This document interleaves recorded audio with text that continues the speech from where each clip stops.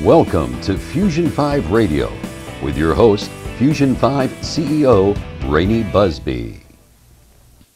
Welcome back to the program, folks. I'm Mark Dildine here with Rainee Busby. That's a goof. I know. What can you say?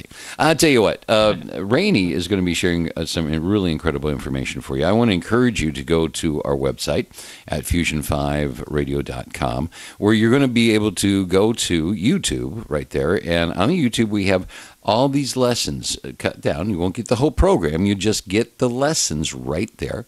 Mm-hmm. And on right there on the main site, you can go there. And on my site, which is just a click away on the same page, you'll be able to listen to some of the Thoughts programs. That I'm on Monday through Friday at drive time. We have 5 minutes of strangeness, and I want to encourage you to listen to that. Hey, I'll tell you what, right now, though, I want to get right to the point of this program, and that is Rainee Busby sharing information that she knows all so well. And now, here's Rainee Busby.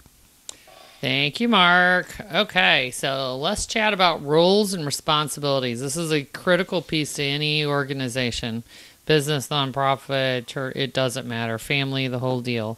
So the first step we want to do, and this is all based on the Entrepreneurial Operating System, which is what we use to help our clients build great businesses, and they find great people, and they're able to achieve their dreams. And it's such a passion that we have, and we love it.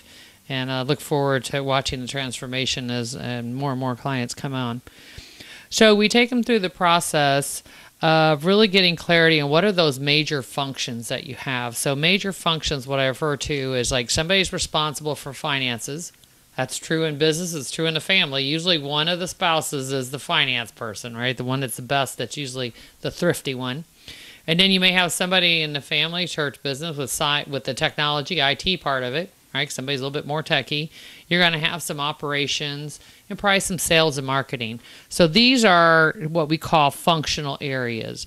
And we use a process, and it's referred to as the accountability chart, which kind of looks like an org chart, which is how you're structured, your organization is structured.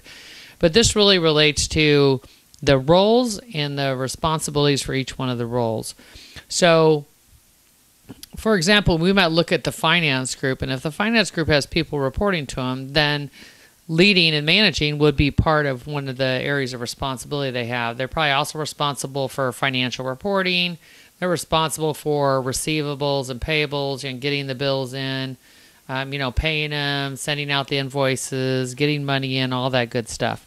So we would go through and get clarity. Now, this is where we're saying, here's the role, and here's the 5 things that role is responsible for. Very high level, but it's getting us a feel for where we're going to slot people.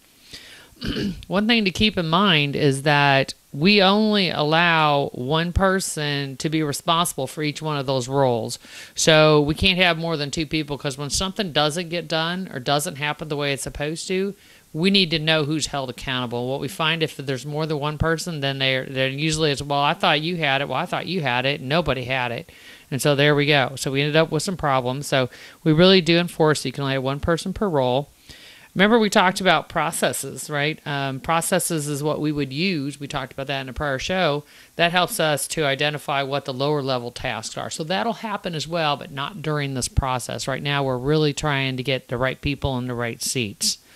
So we have a process also that we use that we call GWC. Do they get it?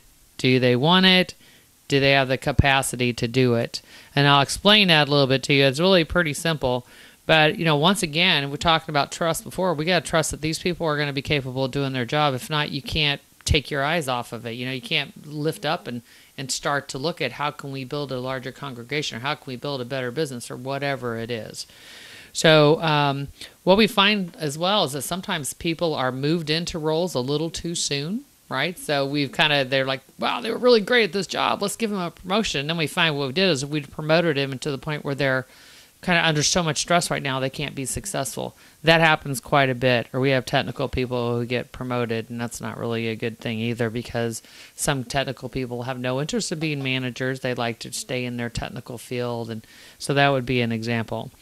So the GWC, do they get it? We're really looking for clarity. Do they understand the role that they're in? do they understand the culture? Do they believe in the culture, right? Do they understand the systems and overall how their job fits into the big picture? So we're asking, do they really get it? Do they understand the importance of this job? And then we ask, do they really want this job? So do they understand the role? Are they excited about it? Are there sparks? Is there passion? Right? That tells us, yeah, they really do get it. They really do want it. They understand that, what their job is, and they're excited about it. This is going to be either a growth opportunity or something that's part of what we call their kind of unique abilities. And then finally, we say, do they have the capacity to do it? And in here, what we're looking for is kind of like, do they have the skills? Do they have the mental capacity? It could be a high stress role. Physically, maybe you have to pick up heavy things. So we're looking to say emotionally, do they have the intellect, the knowledge to do this job and to be successful? So do they get it? Do they want it? And do they have the capacity to do it?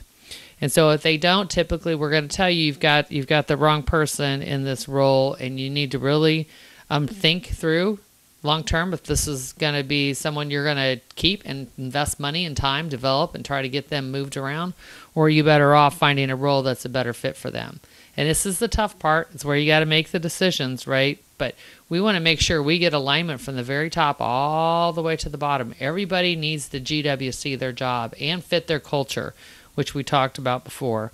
And then the culture side, for the rest of the organization, we use what we call a people analyzer, which is kind of goes through a similar process for each person. And we do a check on all their culture fit, and then we check do they GWC their job.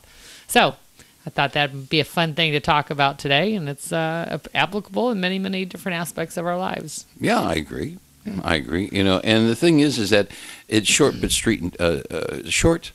sweet and straight to the point. Okay, good. I like it. Well, the thing is that it's really important. I remember years ago when I was a pastor, and that was many years ago, actually. I fell into being pastor. I became the interim pastor when the pastor couldn't continue with his duties for various reasons. And it was really kind of interesting because there was no clarity in the organization, actually. And that was one of the problems that I faced.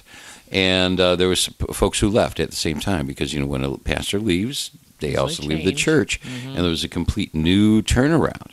Oh, and it was a challenge. I was a very young man. I was, 28 years old, 29, somewhere around there. And it was truly a challenge, 1,500 souls. And that was a lot of work.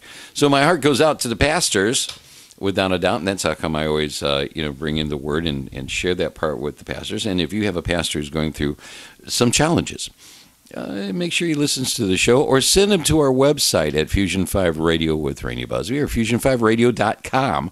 Not Rainee Busby, fusion5radio.com. And click on. I need to get that domain name. Yeah, there you go. And you do, yeah. And what we'll do is that you go on YouTube and you hear all these lessons, and it will really, really, really help you a great deal. Yeah, even if you just pick a nugget or two here or there and just implement it, you'd be surprised. Just really take a step back. And there's a book based on it, the book Traction. It's an awesome book by Gino Wickman. Highly recommend you get that and read it. I have people, my friends that are business owners, and they've got little sticky notes all over the book. It looks like Christmas. There's so many colors. But they just love it, and they've been able to take little aspects of it.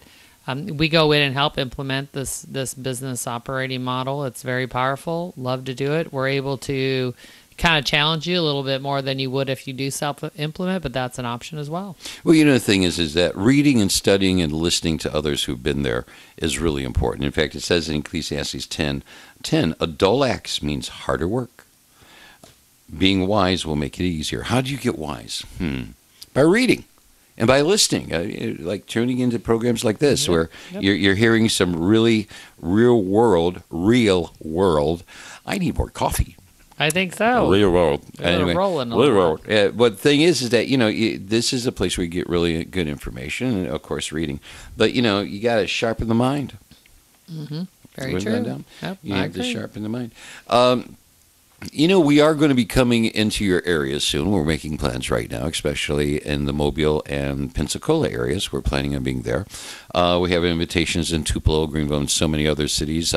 Georgia, Augusta, Georgia, where we've been invited to come on out. And so we're going to be going out on the road in ministry and also in business, which is different. So if you have a business group that you have lunch with and all that, let us know. We'd love to maybe make arrangements for Rainee to speak there. If you have a church that you'd like to have a preacher that can preach more than 2.5 minutes, that's me. Hey, give us a call, okay? There you go. We're really looking forward to seeing you on the road. And when you hear that we're out there, we're going to announce it. Join us and be with us. Okay. It's been fun, folks. Talk to you later. Bye. Be blessed. Talk to you soon. Hello, friends. If you're enjoying our program, Fusion 5 Radio with Rainee Busby, let us know by going to fusion5radio.com and emailing us. fusion5radio.com. Write to us. Join us next week.